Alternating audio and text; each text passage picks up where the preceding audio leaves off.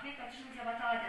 Жұмысының негізгі мақсаты қазақтың әлеуметтік және тарихи өмірінде айрықша зор тұлға Ахмет Байтұрсыновтың рухына тағзым етіп, оның өлеңдері мен шығармаларын және де көптеген жұмыстарын болашақ ұрпаққа, келер ұрпаққа насихаттап тәрбиелеп мәнін ұғындыру болып табылады.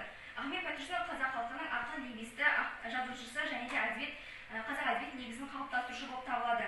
Ол 1872 жыл 5 қыркүйекте Торғай облысындағы Торғай уезінің Сарытөбе деген жерінде дүниеге келген. Арғын тайпасының шошақ шыққан болатын.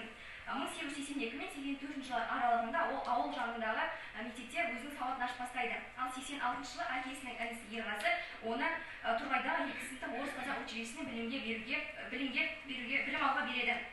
91 жылы оны аяқтап, тура осы жыл 91 жылы ол Орынбордағы мұғалімдер даярлайтын 4 сыныптық мектепке түсіп, оны 95 жылы тәмамдап шығады.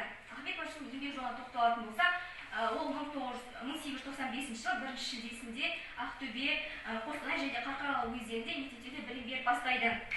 1922 жылы халық комиссиясының қазақ өлкесін зерттеу қоғамының төрағасы болып қызмет атқарады.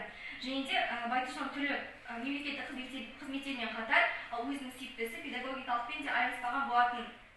Ахмет Байтұрсыновтың шығармашылық жолына тоқталатын болсақ, оның алғашқы өлеңдері 40 мысал атты жинағымен 1909 жылы Санкт-Петербург қаласында жарыққа шығады.